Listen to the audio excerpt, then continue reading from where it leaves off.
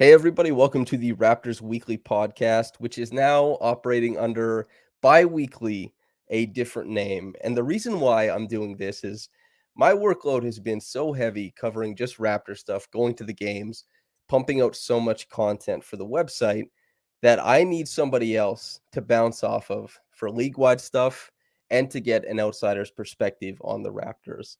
And in doing so, Trevon Heath, Tre, a friend of mine is a guy I wanted to bring on, and we'll be doing a bi-weekly podcast, which supplements and sometimes takes over the slot of the weekly podcast. We'll be consistent. The weekly podcast may come in and out just because of how many games come at certain points of the week, what my workload looks like. But here we are to talk about it. And yes, Trevon Heath, the Pull-up Tre, because Tre is pulling up, because it's basketball, all that good stuff. Feel free to introduce yourself to the your new fans, your new listeners, dude. I don't know about all that, but yeah, my name is Tre. What I want to bring here is just essentially like our natural conversation with me and Samson always have.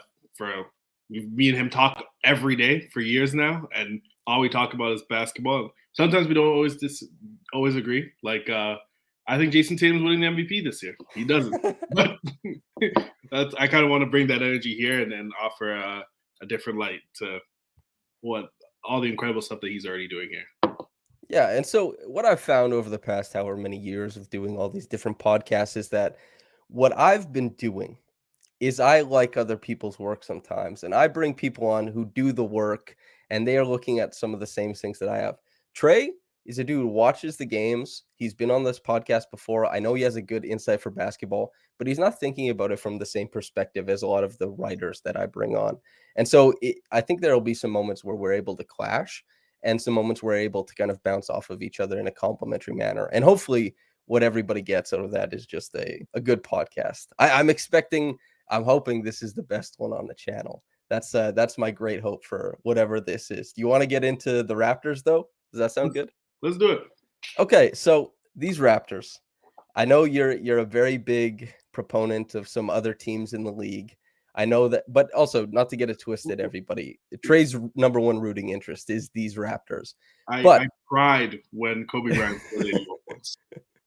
What would you do? What'd you do when they won the championship? Where were you? What happened? I was still in school, and literally I don't know. I shouldn't say this, but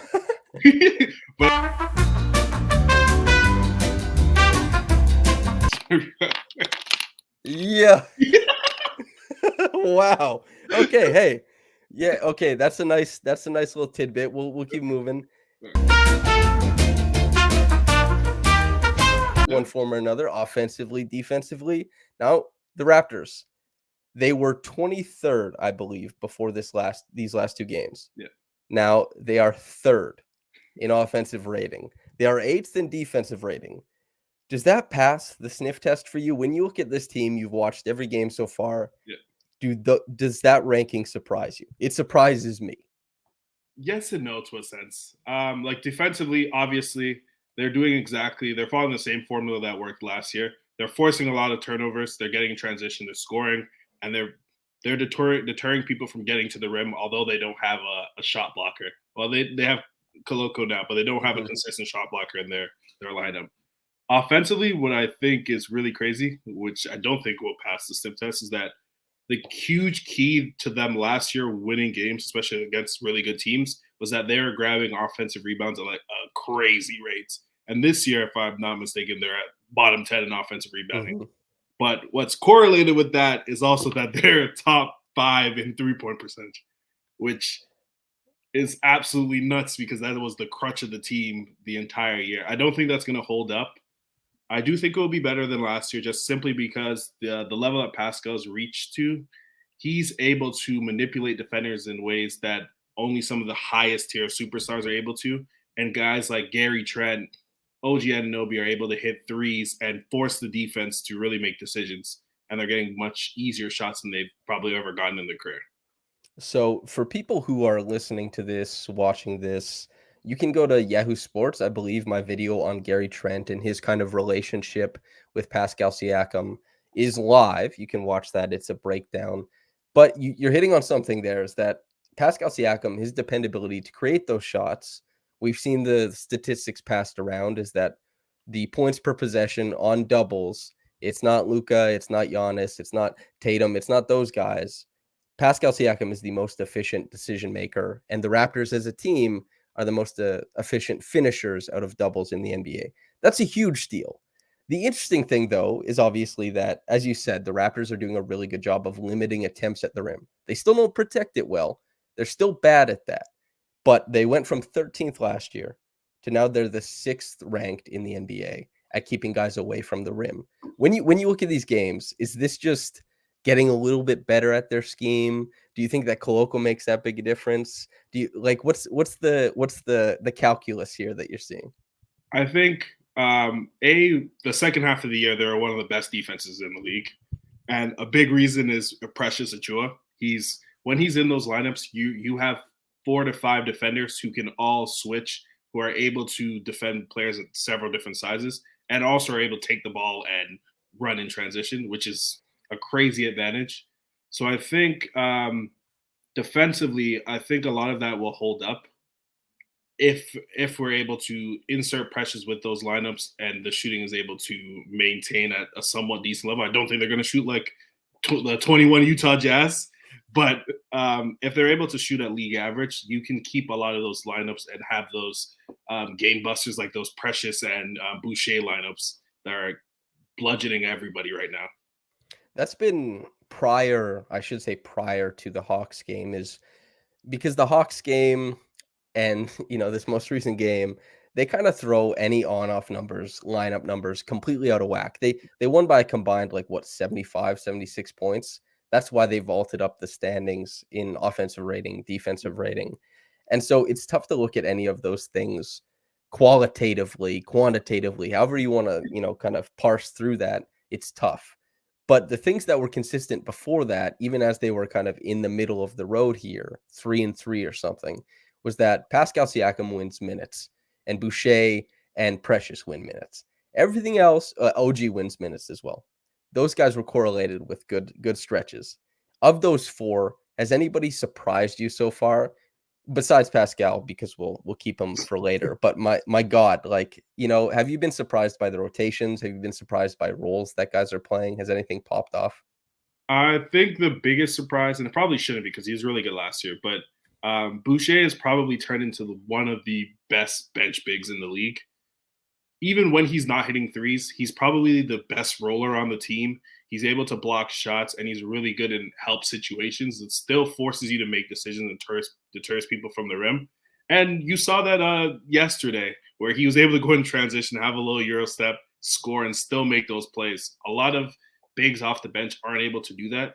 And that's why when you come in with the Precious, who's right now he's probably like a 90 percentile defender, and a guy like Boucher who can grab offensive rebounds, finish in the lane, and a serious rolling threat, you're killing a lot of these bench lineups just simply because those are probably extended starters to our team, whereas they're playing against natural bench lineups. Yeah. The other thing too is that the Raptors have been much better at rebounding the ball on their own end. That I think Lewis tweeted out a stat today. I haven't checked this, but I believe that they're second in defensive rebound rate. And for a team that was not a good defensive rebounding team last year, to completely switch that around is a little bit of absurd, especially as you mentioned, a big part of their identity last year was the offensive rebounding, grabbing those extra possessions because they don't have that much in the way of creation. They have to get that. They have to win the possession battle. But now it's like, okay, we're going to be a little bit more clinical offensively.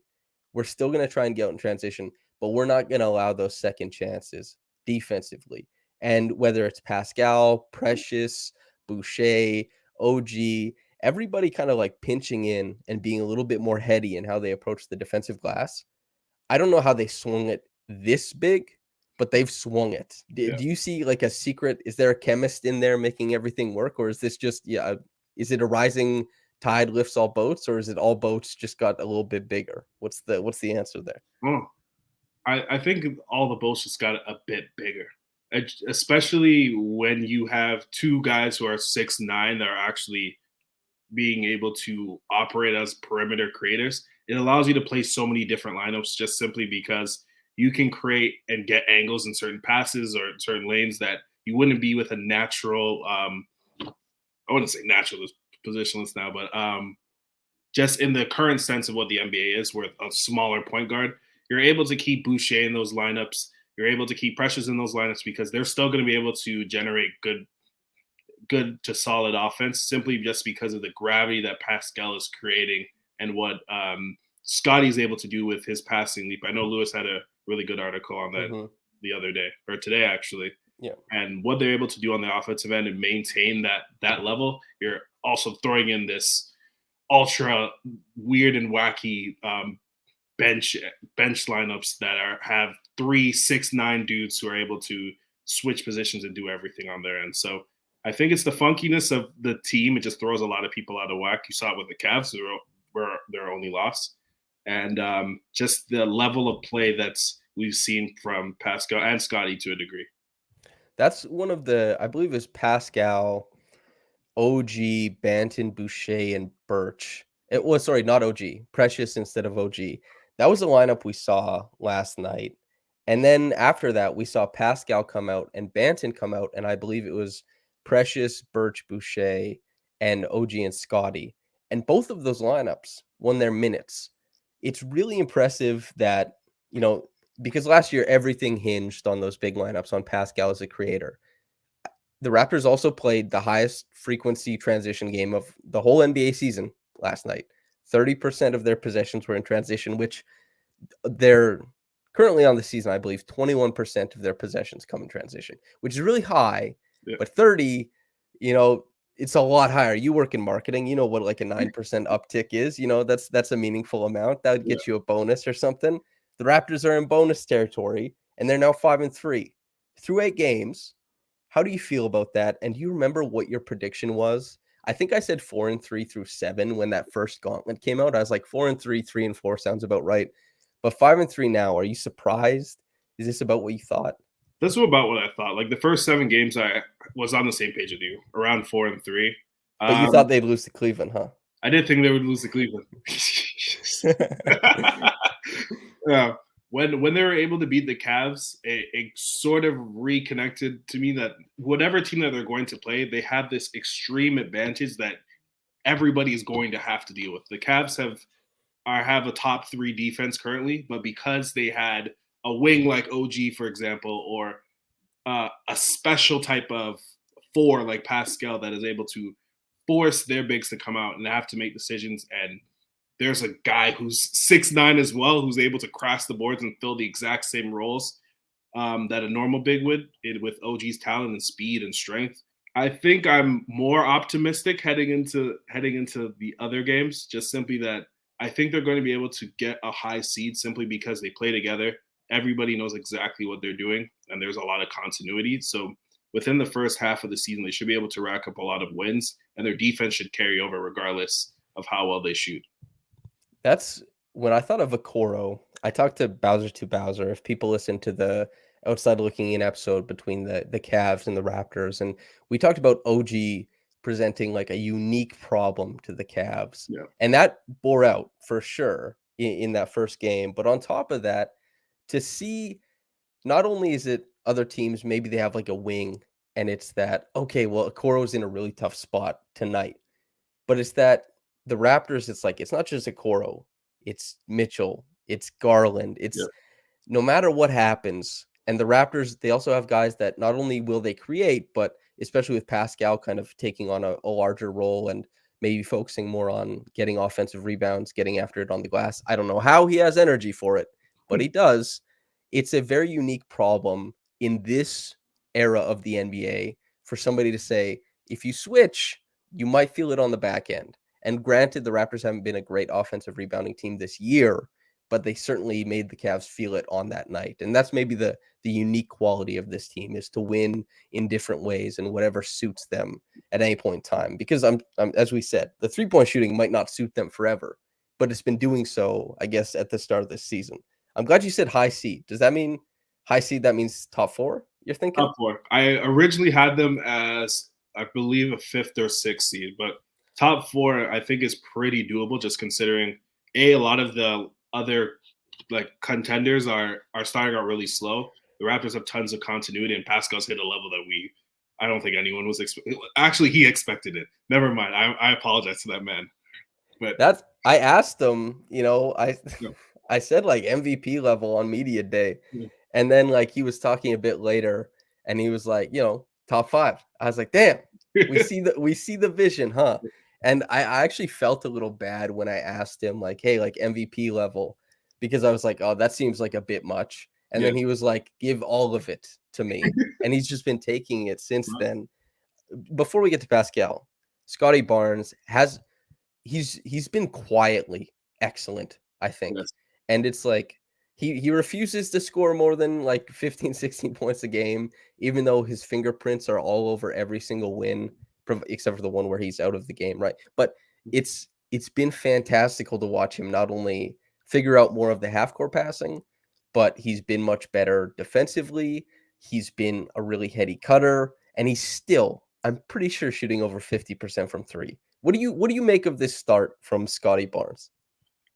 He's doing a lot of the stuff that really worked well in post All-Star game, whereas Pascal last year you saw Pascal sort of take the mantle from Fred and become our primary distributor. Scottie has really good feel for the game. He's able to come with a flash cut. He's able to get level with Pascal when the defense is collapsing on him, and he's able to score in such unique and like junkyard ways that he's able to rack up points very easily. And even when Pascal's out of the lineup, the level of passing that he's probably gotten to is something I didn't expect. I don't think he's ready to carry all bench lineups for the rest of the season, but he's able to still get people in spots that most people twice as old as him aren't able to do in their 9th or 10th year. He's a really special passer. And the biggest thing that I probably wanted to see from him was defense, just because when he's playing well, there isn't a real bad defender on the floor. Mm-hmm. It offers a lot of trouble for defenses, and he's very big, and he's able to get into passing lanes. And once he gets in transition, we're going to see a no-look pass, and they're going to score. So really happy with everything he's done. You probably don't see it from statistical level, but the efficiency's gone up. He's been a better defender. And I think that bodes well, like in a playoff situation where you're going to need a secondary option in terms of playmaking to create other opportunities, because those defenses they're seeing what Pascal's doing and they're going to start. I think we saw it actually a bit with the Heat, where they decided that Pascal's just not going to score on them. And we're going to need that other release valve to create for others. I love that you brought that up, because that is something I talked about a bit, was that when Scottie got injured, the type of defense that the Heat were playing, where they extend that shell and they pinch in on Pascal, it puts a lot of pressure on 3-point shooters to take those uncomfortable out of rhythm shots, because it's like one pass away and a closeout is going to be there. And if you pump and go, the rotation's going to come behind it. And it's keeping everything kind of above the break. But when they're extended out, that also means that they're ripe for a guy to kind of duck in and muck it up in the paint. As you said, like a junkyard scorer like Scottie, they didn't have that to toss into because they kind of extended that shell out to Pascal. If Scottie would have been around for that game, and we saw this against the 76ers in game 1 too, is that, okay, they play that defense, right? It's a very soft zone, and they put a weak defender on Pascal so that everybody has these help principles. Embiid is in the middle. Bam is in the middle. Scottie is the guy, because OG, we're going to talk about him. He's been fantastic, better than most people could have hoped. But OG isn't the guy to go and challenge those guys repeatedly. Scottie he's the salve. He's the answer to those types of defenses. It's very nice. Not only you mentioned the defense better, obviously. We saw it in last year's playoffs. He wasn't a weak link. That's really important. It's important not to have a guy be like that. But he's even improved past that point. And he adds a dynamism to the offense, not only in the transitional play, but also against different types of defenses in the half court. We have a friend, James, who's obsessed with rhythm and pace of play. I've seen it kind of mentioned, kicked around, is that Scottie does a really good job when the ball is in his hand of keeping pace and rhythm as the decision maker. I haven't noticed that too much because it's hard to divorce all these transition possessions from the half court. And I also have to see what it looks like when the Raptors aren't shooting really, really high percentages from three in these droughts. But have you noticed anything like that so far? Rhythm. I would say it, like you said, it's kind of hard to like differentiate the transition stuff because when Scottie has the ball in transition, it feels different than any other person on the team. Yes. That you notice the rhythm, and everybody is running out because he can make passes at all over the court, and he's willing to separate through people or go over anybody. So it just creates an impossible situation for the defense. In the half court, I've seen that he's been able to face up a little bit better. His handle's gotten a little better, so that's led to him being able to utilize his passing. But I think I would gauge it against what we were seeing with Pascal, and that's like a maestro going at work right now. So if anyone's really in rhythm, it's probably him. Yeah, it's a different type of rhythm, but it's a rhythm unto itself. It's like weave, bob, penetrate, pop out, make the pass. Yeah. I asked Scottie about this after the last game, what he looks to attack in isolation.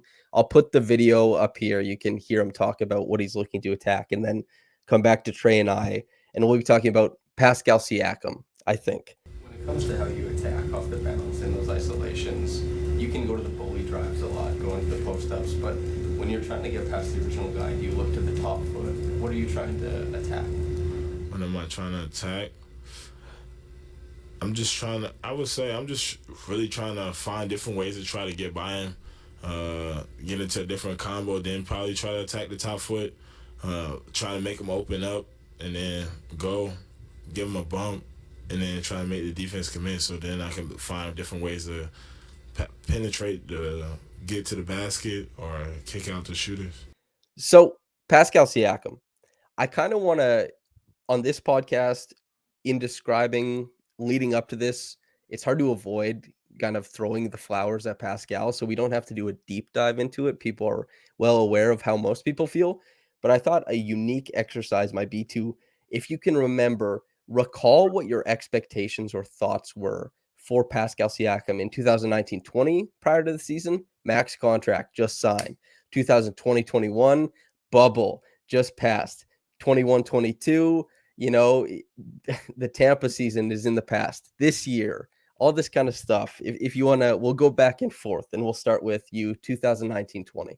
2019-20. So we just won. He had a really good finals. I was probably expecting he could average 20 a game and make the All-Star team. I probably have been really happy. And that happened plus. So yeah, that happened plus. So he exceeded that too. And that's kind of like those are humble expectations, I would say. I think like when you win a championship, and we haven't won multiple, so I wouldn't know this feeling, but everything's kind of golden. Like he signed the max contract, and I know that it was a bit contentious just because he's only had half a season where he really showed some star level qualities and that final series, but he exceeded all expectations. He showed that he could be one of the premier players of the league. And although like the bubble didn't go exactly how everybody wanted to go, you still saw that he was defending at a high level, and they wouldn't have taken the Celtics to 7 games if he still wasn't providing that impact. Yeah, that's probably the most important thing. People who listen to this podcast for years know how I harped on Pascal's defense during that playoffs. He was one of the 3 best defenders across the whole NBA during those playoffs. That's the ceiling you're dealing with, and no getting around it. The offense was abysmal. He didn't have anything. My thoughts leading into that season, I did not expect anything in the way of a pull-up. And he comes out opening night and he's canning pull-up threes, and then he cans like 37% of them until February. I'm like, damn. Everybody's saying Siakam's better than Tatum. That's when that conversation really started to pick up. I didn't agree with it at the time. And it's a very interesting conversation because of the age gap between them, but it was a fascinating one. And I was just astounded by his steps. I never mind when guys get big contracts, because I think you just have to get one really good contract, and that's your star player, and then that guy mostly carries you to titles. That's how the NBA has worked. I don't care if a guy like Chris Middleton or Drew Holiday or Pascal Siakam, these secondary guys, get paid a bunch. So Pascal got the max. I was like, yeah, that's cool. I hope he keeps playing well. And then he was way better than I thought. After the bubble, what were your thoughts? Just got the bubble done. We have that weird ass season. Malachi Flynn's coming to the team. It's Tampa time. So after the bubble, my heart is broken. Obviously, it was a tough series. You think the Raptors had a chance to make the playoffs or to make the finals, and they gave the Lakers hell every time they played them, but it didn't happen. Heading into the next year, they have roughly the same team. They don't have the bigs that they had, but Pascal, it looks like he's going to be able to take whatever he did in the first half of the season and extrapolate that over a full year with more experience, more on and so forth. But I don't think I expected all first team or second team All NBA. I wasn't expecting a huge jump, but mostly to just take that same play, do it over a full year, make All NBA. And the Raptors are first and second seed, most likely, with Aaron Baines holding the fort down for Marc Gasol. That's very optimistic when I think about that team. Yeah. I was probably thinking top 4 at that point in time, if I remember correctly. And also the Raptors, they had, what were they, like 17 and 19? Maybe it was like 20 and 21, and they were like the 5th seed. The East was in such a weird place. And then there was that demarcation, and everything fell to the wayside. And I was somebody, I look back on my work fondly at this time. I know a lot of people are familiar with that big Scottie piece I did where I went through every possession and was like, hey, here's what I figured out about his game. I did the same thing for Pascal in the Tampa season. I went through every possession. I was counting, what's he having success with, all this kind of stuff. And the process is it's not as good, but it's really similar to what we're seeing now. And that's why I was such a staunch supporter of Pascal throughout the summer, throughout that season, throughout last season. The early part is like, he's found the process that's going to reward his game at the end of whatever this is. When that touch finally comes back around, when the oddities of his game kind of sort themselves out, he's found a way to impact and beat guys and draw defenses that isn't just beating people off the dribble. Yeah. It's a manipulation with his size and some of his outlier skills. And I felt really good about Pascal. And it was repeated gut punches to see that everything broke wrong. The game winners rolling out, just the terrible luck, and the fact that most people at that point in time did not want to acknowledge the steps he was making because his game looked different. Numbers were still there to some degree, but the Raptors, geez, that season they were bad, dude. they were so bad. It's one of the worst seasons in the history of the franchise. And I've seen awful seasons, but just because you thought that there was opportunity to at least make another run, and literally everything went wrong. You could imagine. It was so tough to make sense of because the only thing that makes sense is that they just weren't cohesive, that they didn't sleep in their own beds, that they did not have their home stadium, because it's like these guys didn't lose skills. Fred VanVleet wasn't a worse player. Pascal wasn't worse. Kyle marginally, but like Norm was the best version of himself ever. They had working NBA players who all individually were finding statistics and were putting up numbers, and it just completely fell to the wayside. It was insane. 2021, 22. I'll go quickly. I was expecting not all NBA because I thought he was going to be out for a while, but I was expecting all NBA level play. I didn't expect him to overwhelm and lead the league in isolations, closeouts, and minutes played, but he seemingly has an endless motor and played his way into an all NBA spot, which blew my mind. But that was me feeling very justified about the coverage that I had given over the past few years. What was yours? Not expecting all NBA, similarly because of the injury issues. You'd been hurt. And probably not as optimistic heading into the season. I was expecting like battling out in the play-in and hopefully getting in.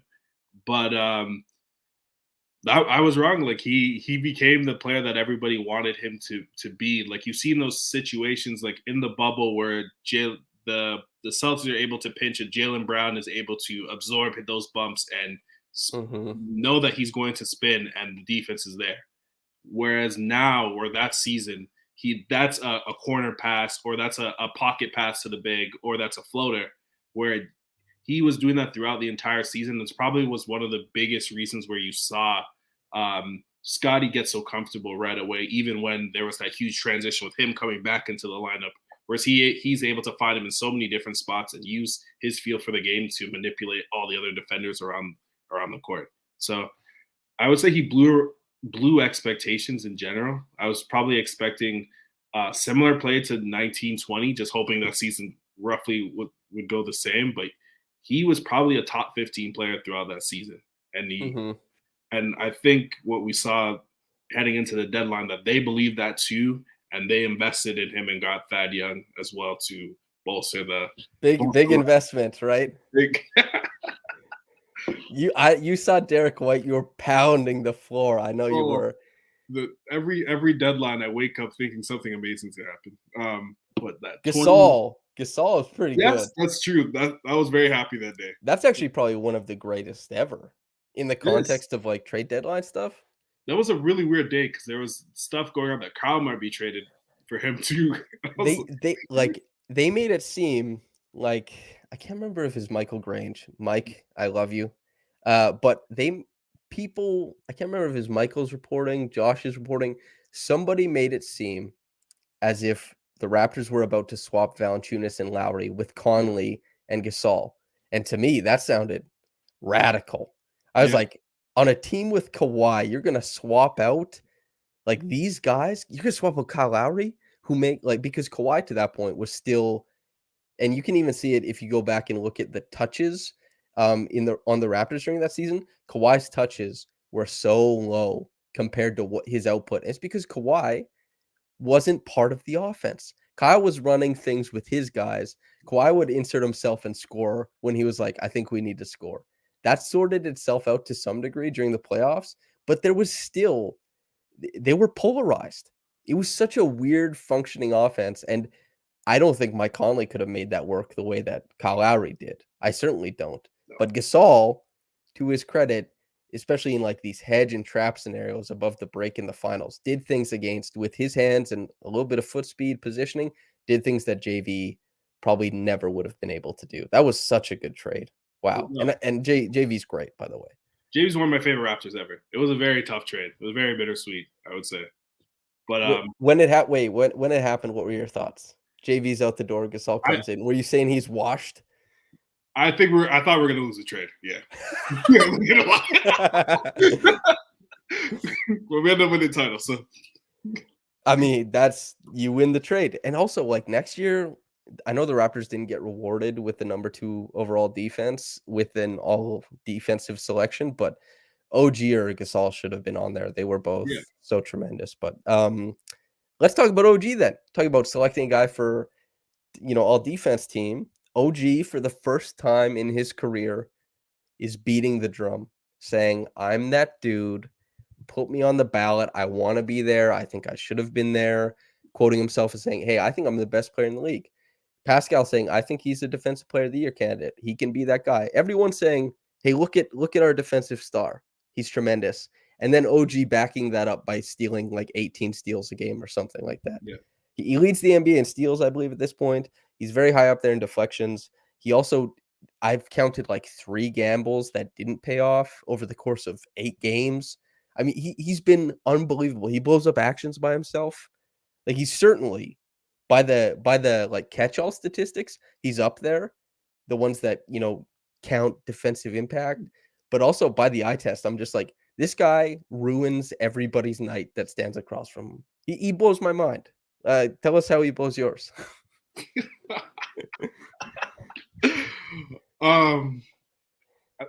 For years, I've been the biggest probably OG fan in terms of like his defensive impact. And did you ever have, because we know how you structure your name on Twitter, it's always Tre and then one of your current takes, part of your the take I guess library for Tre. Was yours ever anything related to OG?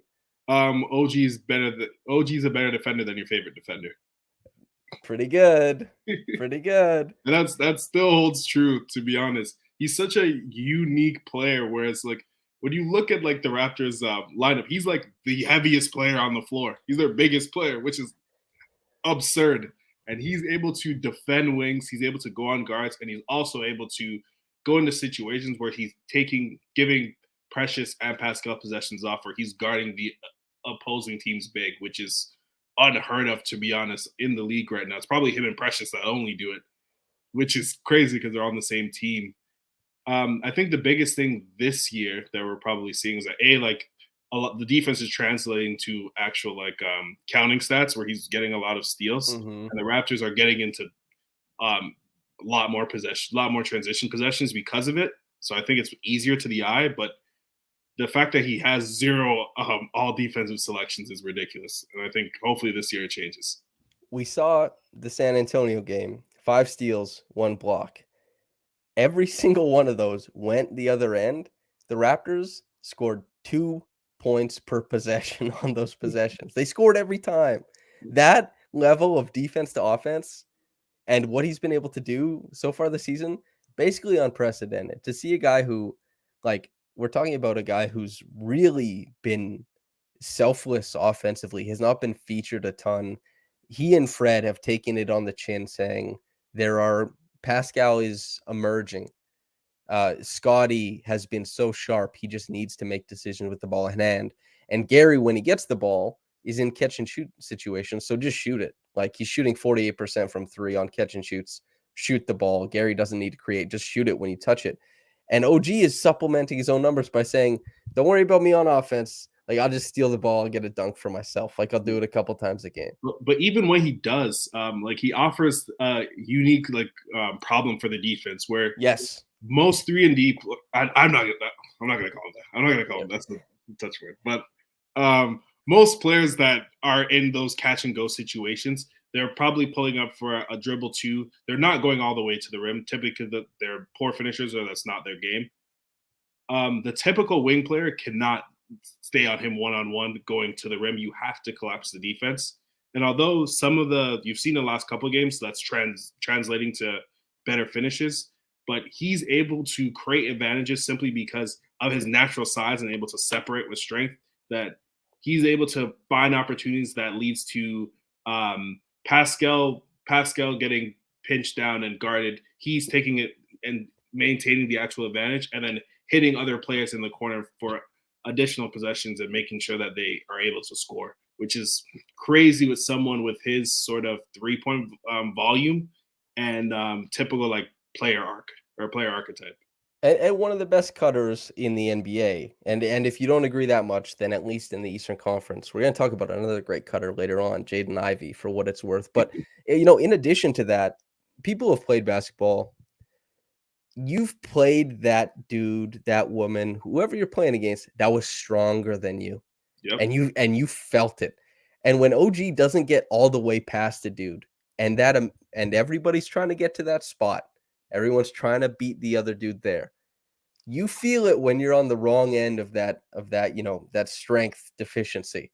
OG continues at 250, dude. He continues to put dudes in the mixer. And when they take that bump, they lean back like Fat Joe, they feel it a lot. It's been kind of crazy, but I'm so excited. He's going to make all defense this year at the very least. I'm almost certain of it. I wrote a couple of years ago that I expected OG to get Defensive Player of the Year the same year he got his first all defense selection, just like Marc Gasol did, because he's not a popular name, but he's going to have such a big year. I think this might be that take coming to fruition. Not to make it about me. It's OG's story. I'm being self-indulgent, obviously. The bench, we've talked about Boucher. We've talked about Precious. We've talked about quite a few different people, but the bench, crazy enough, has been winning minutes this season. Now, it's still a small bench. It's not like a big 5-man unit, which we'll talk about with Golden State to some degree later on, but this is a bench that has a couple guys they really trust, not for the same minutes every game, but minutes in every game. I'm curious what you make of it. I think, like you said, we don't have a very big bench, but two of those players in the lineup are extended stars. Boucher and Precious, you can throw into any lineup, and you're getting a level of versatility that you wouldn't see out of anybody else's bench typically, just simply because of the sheer size that they have and offensive skill. But I think the big key is when Otto comes in, you're offering a level of shooting that's very reliable, and you're still maintaining the same sort of structure and size that you're looking for. And with Scottie and Pascal, it seems like they're going to be the primary distributors or offensive hubs typically. He's going to be someone that you can't run off of just simply because you saw in the finals he'll hit those threes and they'll take you out of games. So I think with those three, you're giving yourself three players that are able to insert at any lineup and maintain your same sort of vision and goal with the actual team, and also they're just funky. They're very different. You need the actual size to be able to match up with them. Um, most people's benches, you typically have those players that are a spark plug point guard, the additional shooter off of the bench.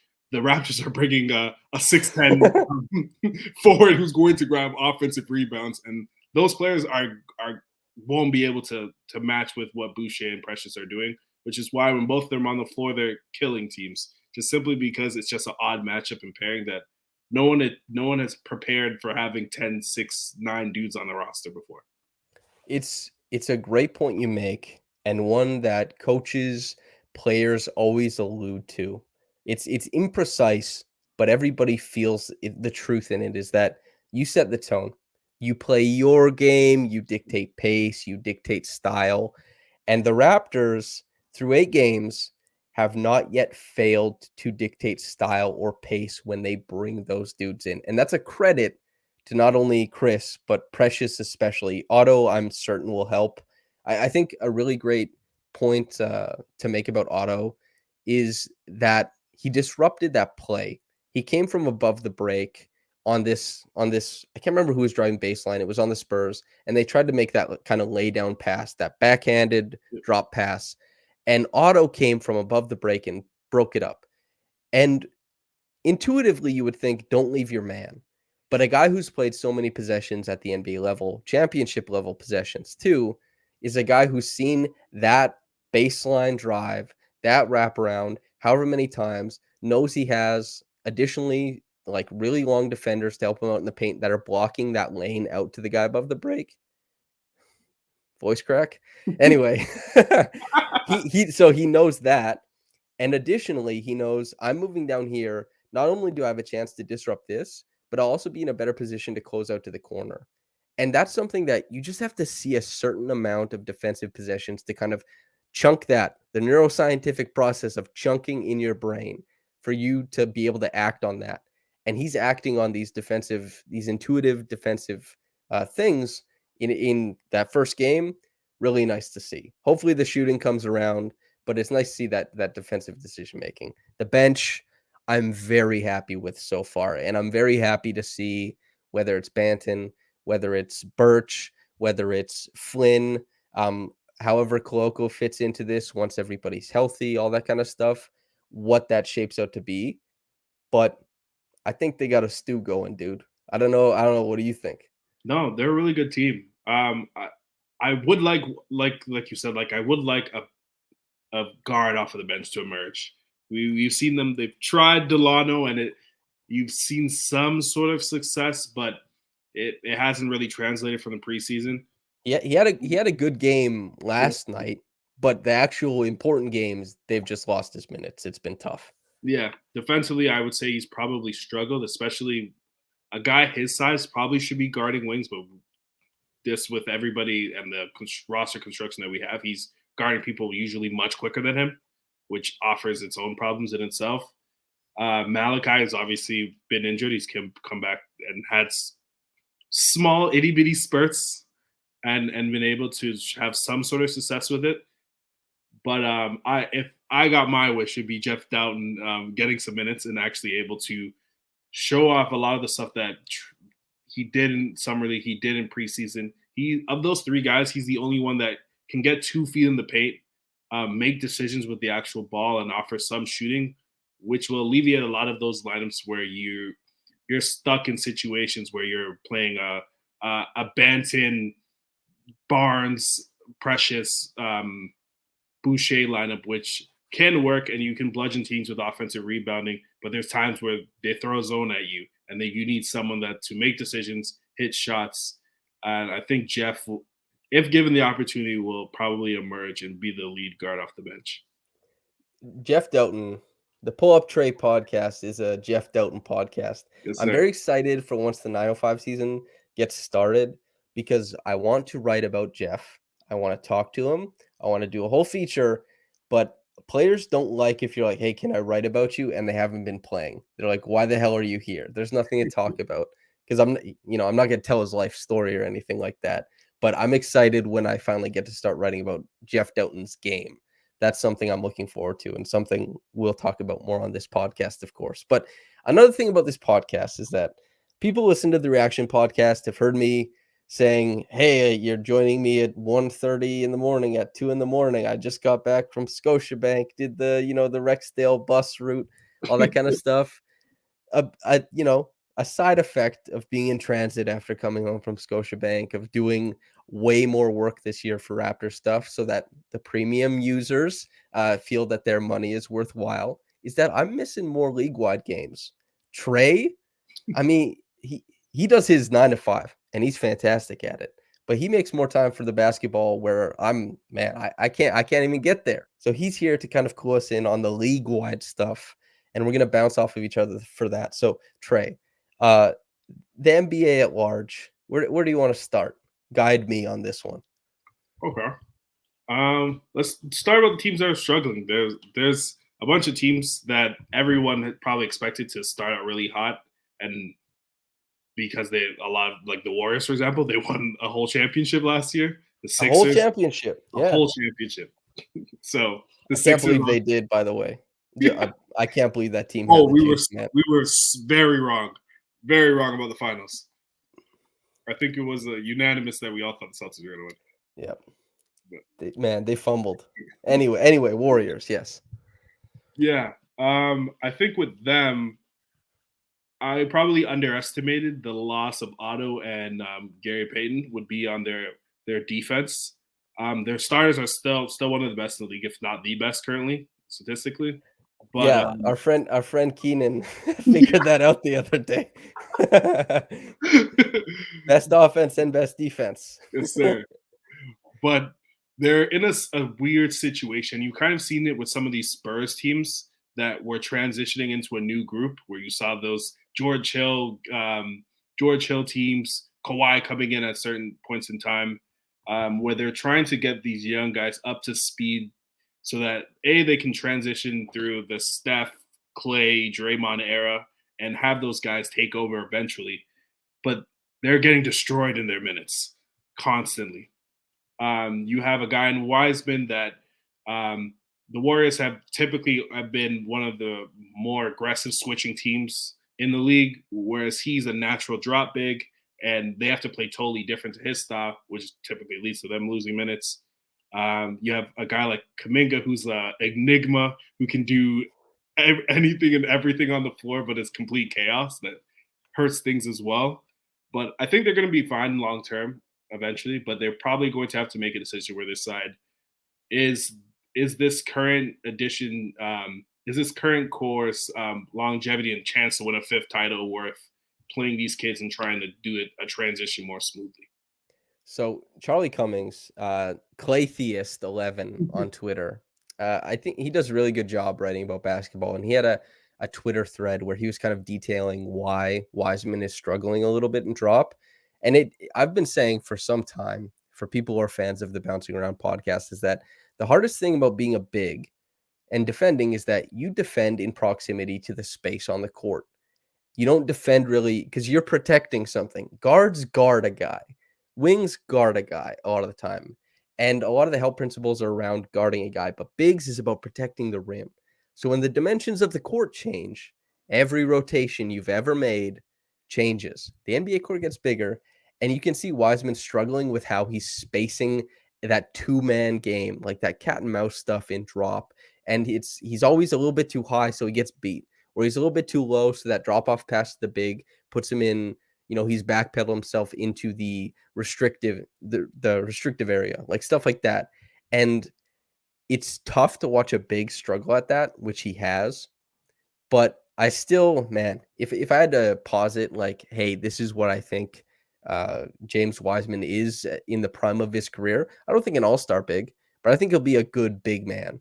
It's just tough for a team that comes off of, not only contending, but winning, as you said, a whole championship, to see them have to anchor minutes to guys who are so inconsistent. That's been a little bit tough to see, I suppose. Yeah, I agree. So, and any other Warrior stuff? Kuminga? What did you think of Kuminga before the draft? By the way, did you think something would develop that hasn't? Has he been worse at something? Like, what's the deal there? I've watched too many Ignite games that I want to admit. So I wouldn't say I could see the vision. I wouldn't say I'm the biggest Kuminga fan, just simply because a lot of the skill didn't correlate. You saw with the Ignite. The Ignite tried to tailor their offense directly to him and off of Jalen Green for the first few games, and he was the big deal. Yeah, that makes sense. And he had some success, but he's not consistent in the ways that is probably needed for a wing, a creation-oriented wing that everyone is seeing. He's able to create with strength. He's actually a very good passer when he is able to navigate and see exactly what's going his way.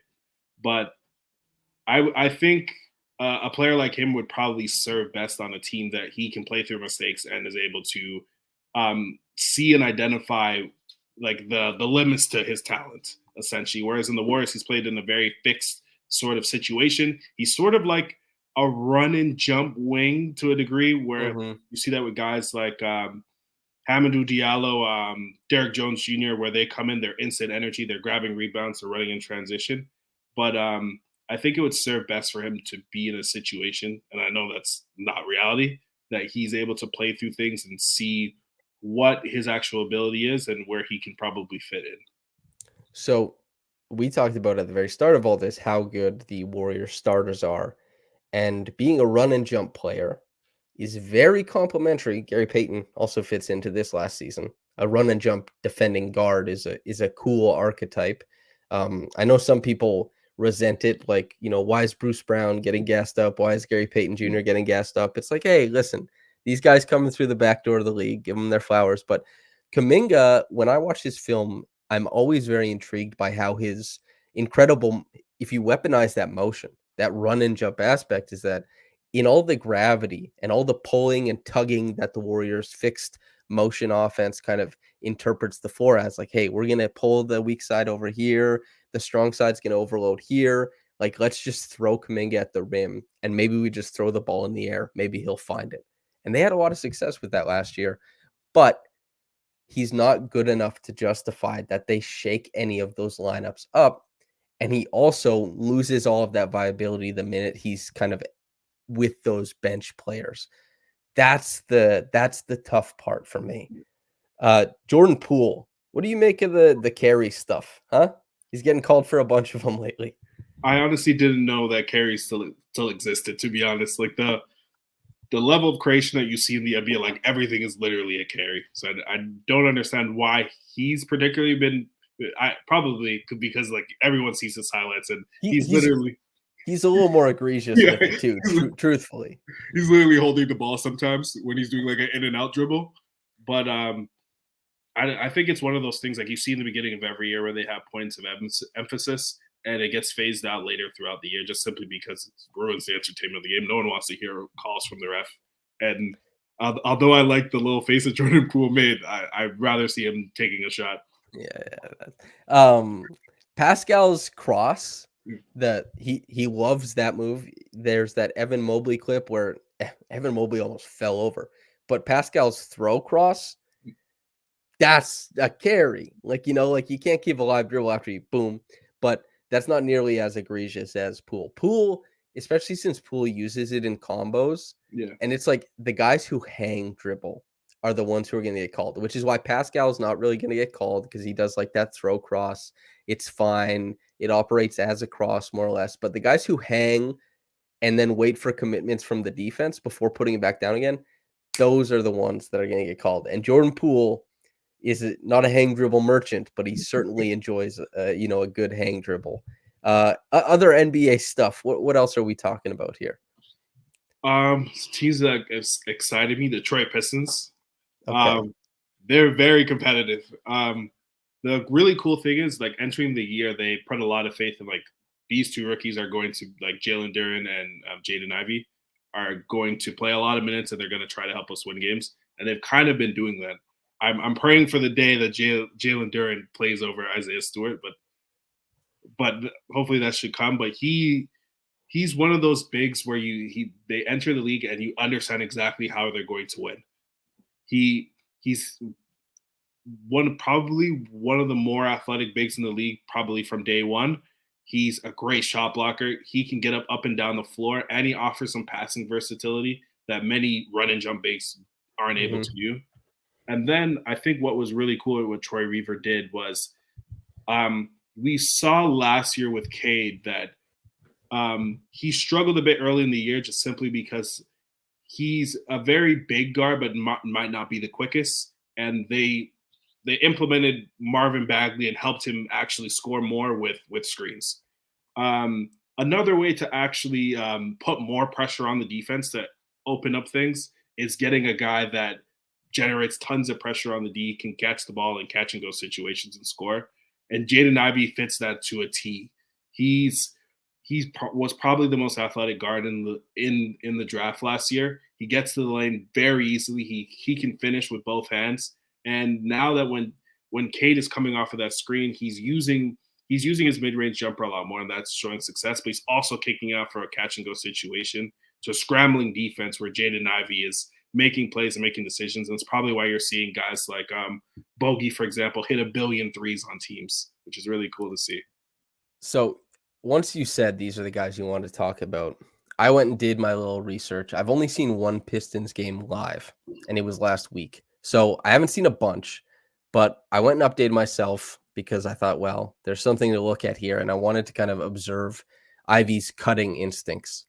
Holy moly. It's not often you see the guards who are good on ball as really great cutters. By the way, he's above the 90th percentile in rim frequency, and he also, a lot of it is off his own dribble, but he's got a great nose for a cut. It's not even like a 45 cut when the defense is collapsing, nobody's looking, but it's that baseline, like the Wade cut. You know, the pick and roll's coming around to the strong side. And so the strong side is thinking that defender on the strong side is thinking, okay, I have to stay in the corner because a lot of these passes shoot out to the corner. And Ivey's like, let me get back door, take that little shovel pass and dunk on the big. It's a lot of rookie guards don't do that stuff. They want the ball to come to them. They want to wiggle. They want to do their thing. Ivey is doing both. And while the efficiency numbers, he's not putting up huge stats or anything, but he's putting up good enough stats that you can just look at the process and be like, holy moly, there's something good going on here. And then Duren, when I was watching him, I was just like, oh yeah, this is a guy who tracks steps. And not even just as like the help side guy who's like kind of peeking over, watching a guard think they have their dude when they do, but they don't have him. And he kind of boom, pop, bats it off the glass, but also seeing, a couple possessions where it's a controlled closeout, stepping sideways with a guard. They try and get around. They try and sneak it in on the other side of the rim. Pop. It's just pretty good mobility. And as everybody knew, a lot of pop off of that 2-foot jump. He can really get up and protect the rim.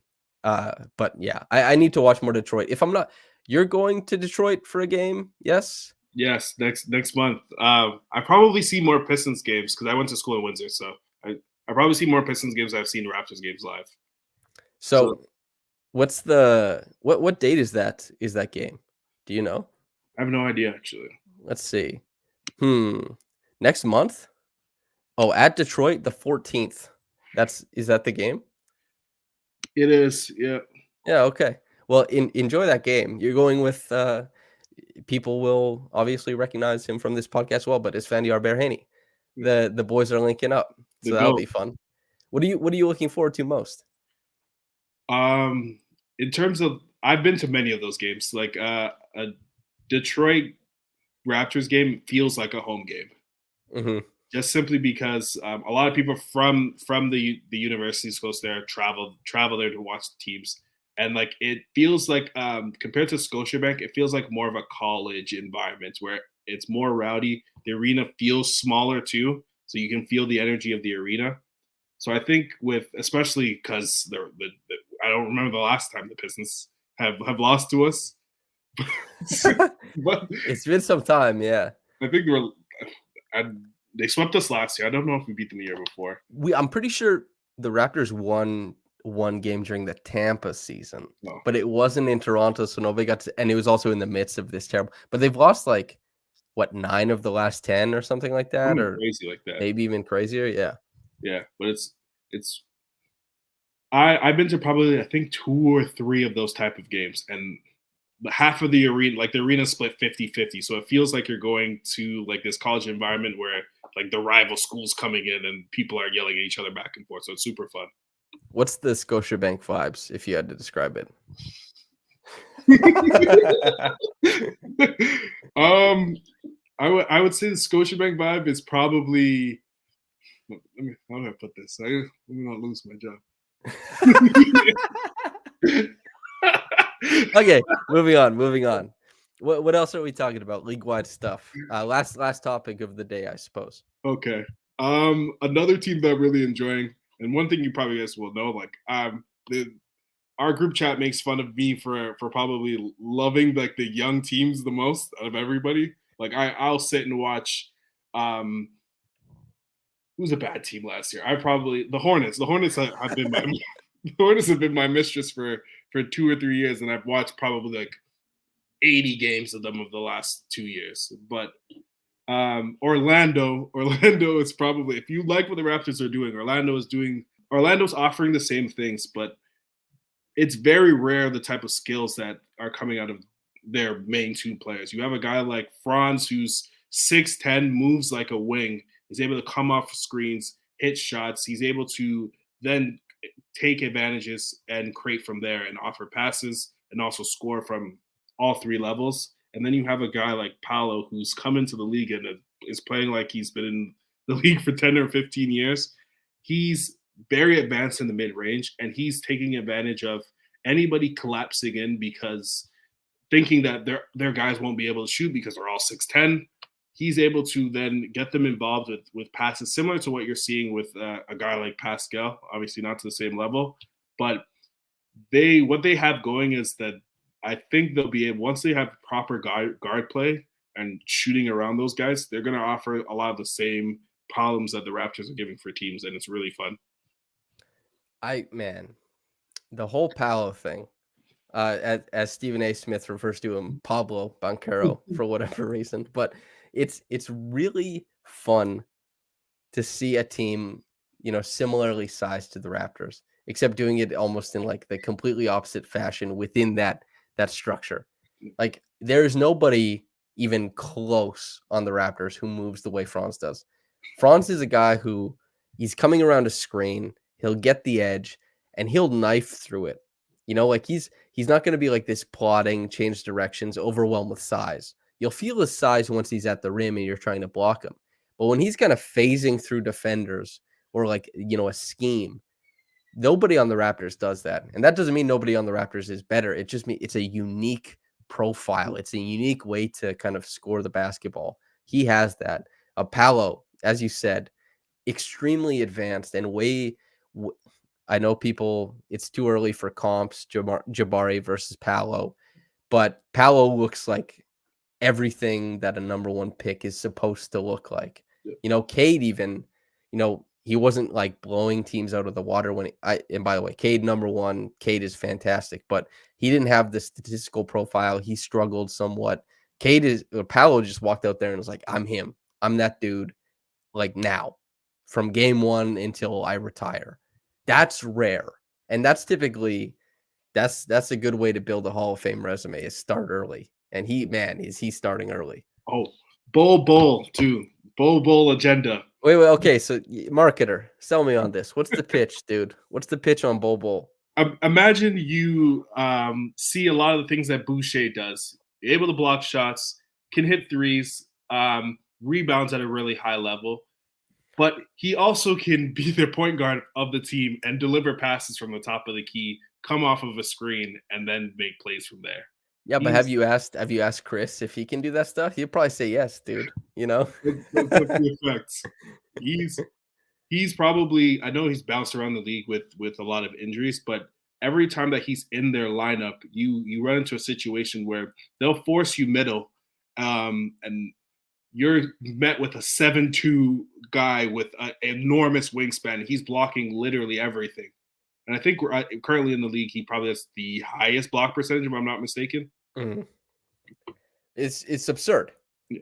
And yeah, this is always, there's kind of this is a conversation around Wembanyama and Scoot is like, do you reach a diminishing return on height where it gets a little bit less functional because you're, what's the term? It's the thing.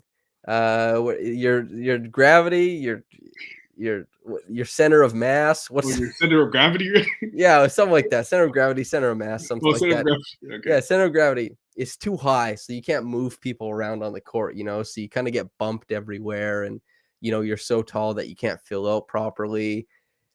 But then you see Bull, as you said, force a guy middle, bop, everything's getting blocked. That's pretty crazy.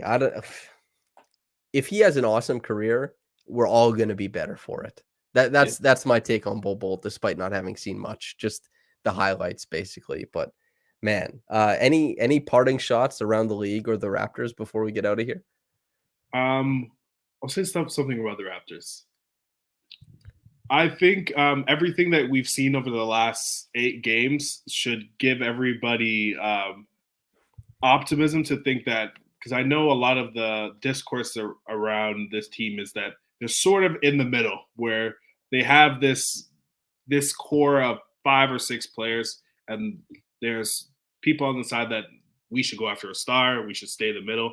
I think one thing that you should be assured of is that everything that we've wanted Pascal to be, he is. So regardless of whatever position that you probably have wanted, he's rising the tide of anything that everybody has dreamed about. So whether you want to invest into a star player, he's given notion that probably another star player would want to play with him just because he's been one of the 10 best players in the league this year, or that he can take this team to a level that probably no one expected. So I think we're in a great position regardless of how things go. That's a great point to make, is that, of course, if there's a way to trading for stars is usually a pretty good idea in the NBA. I'm not positing a trade. I'm not putting any forward. It's a decent idea. However, you look at this team and you say they're in the middle. They might not be. This team, they might sneak into that contender status if enough things break right. And some of the things that had to already have. And like Pascal being a top 10 player is like 70%, 75% of the way there. There's just other things that need to develop that are smaller than that. So yeah, I think that's a great place to end off the first episode of Pull-up Tre, addendum Raptors Weekly Podcast, whatever it is. I hope everybody enjoyed it. Sincerely, we will be here twice a month to talk hoops. Tre, of course, host, myself co-host, as you can see on screen. And yeah, Tre, any parting shots for the listeners, the viewers? Don't hate me. Don't hate me, please. Dude, they're gonna love you. Come on now. Come on. But yeah, I'm going to try to bring a lot of the same energy that me and Samson naturally have in our everyday conversations, and offer a perspective that maybe other people aren't looking at, just because they're most writers are deep into their team. They're not necessarily watching every team casually. So offering a perspective that offers some insight into every other team and what current trends and cool things are happening in the league. Hell yeah. I'm gonna have to bombard you with, once this comes out, all the comments that say, wow, Tre is great. I love this podcast, just so you stop worrying about it. But listener, thanks for tuning in. Whether you got into this on the podcast or the YouTube channel, if the podcast, thanks for tuning in. Thanks for letting us talk to you for however long this is, like an hour and 10 minutes. Hope your commute was good, doing the dishes, workout, whatever it is. Hope it's good. If you're watching this on YouTube, make sure to like and subscribe. And if you're listening anywhere, just make sure to subscribe over at raptorsrepublic.com. It is the best Raptors coverage out there. If you want my written work, it's going to cost money. We've been really happy with the response with the subscribers so far. Thank you to everybody who has. I know a lot of you listen from bottom of my heart. Thank you. And just enjoy the rest of your day whenever you got into this, in the morning or at night. Have a blessed one, and we'll see you.